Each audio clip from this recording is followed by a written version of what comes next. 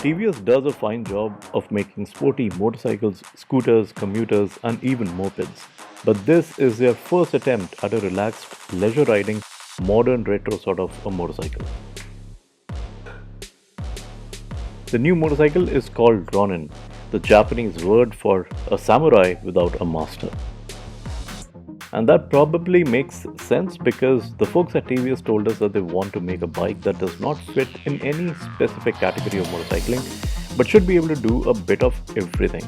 So let's see if it's actually a jack of all trades.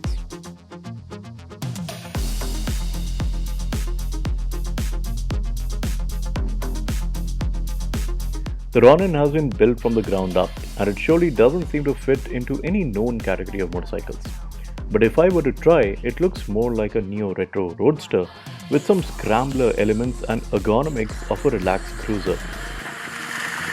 The overall result is a motorcycle that is comfortable and has good presence.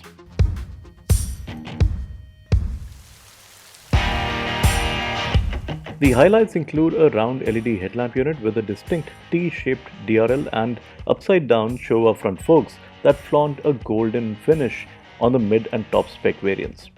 The front half of the motorcycle is quite nice, but the rear section is definitely more polarizing. The fender looks a little awkward and the grab handle seems quite utilitarian, but the latter is at least removable if you don't mind living without it. The most obvious cruiser cues are visible in the raked out angle and the front upside down fork and the tall swept back handlebar. In fact, the foot pegs are positioned a bit forward than a regular roadster. So the result is an extremely relaxed and upright riding posture, and the seat is comfortable as well. We quite liked the Ronin, and there was no hint of fatigue during the ride. In fact, the overall quality and construction are probably the best that you will find for its price point. The TVS Ronin gets a new chassis. It has a double cradle frame that hangs off Showa's 41mm big piston upside down forks up front and a gas charged rear monoshock. Now, the TVS Ronin has a price bracket of 1.49 to 1.69 lakh Indian rupees, and we should really appreciate TVS to bring in such a high grade of equipment for this kind of money.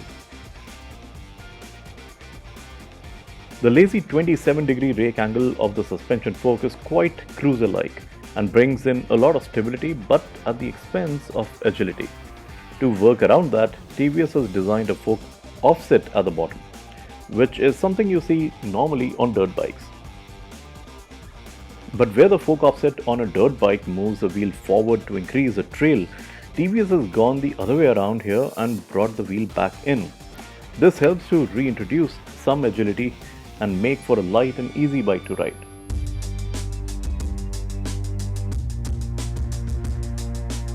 Because we rode the Ronin in Goa's torrential downpour, we can't really say much about the cornering abilities. But the lower spring rate and damping match Ronin's comfortable character.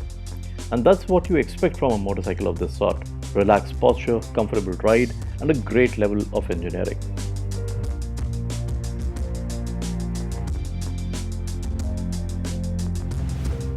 It runs on newly developed TVS Remora dual-purpose tires.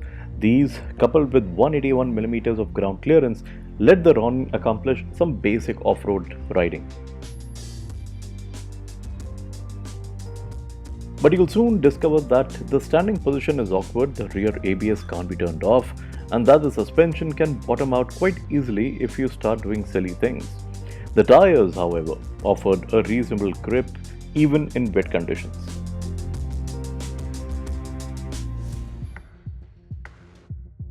The TVS Ronin gets an all-new 226cc single-cylinder engine with a squared configuration.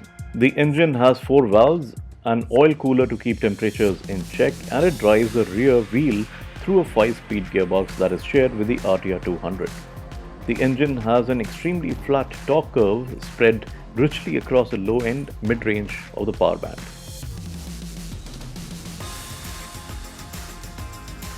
In numbers, it makes about 20 horsepower at 7750 rpm and almost 20 Nm of torque at 3750 rpm. Even the numbers show that this is not a high-strung engine and is tuned to offer easily accessible performance. Power delivery is also extremely tractable, and you can ride the Ronin at speeds as low as 30 km per hour in 5th gear, from where it pulls steadily and cleanly to build faster speed.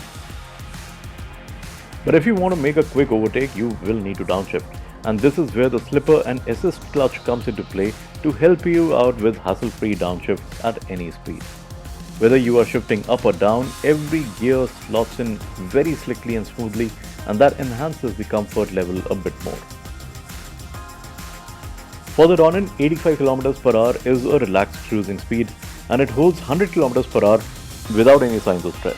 But numbers beyond that come quite slowly, and you'll start to feel a little buzz on the pegs when pushing it beyond.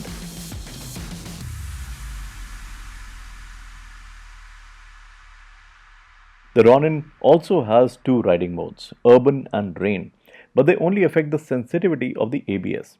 Speaking of which, you get a single channel setup on the lower and middle variants, but shifting to the top spec variant brings in a dual channel ABS, as well as adjustable levers and plenty of connected features via a dedicated TVS app. We rode the version with dual channel ABS and never felt nervous even under hard braking in wet, and could come to a controlled stop rather well.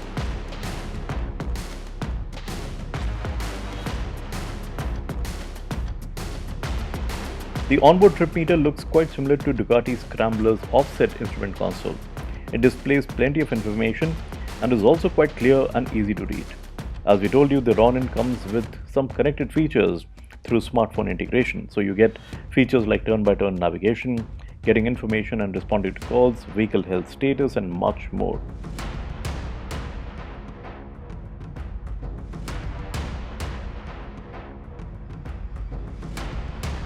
Overall, the TVS Ronin is an interesting bike, one that doesn't have any direct rivals, at least on paper.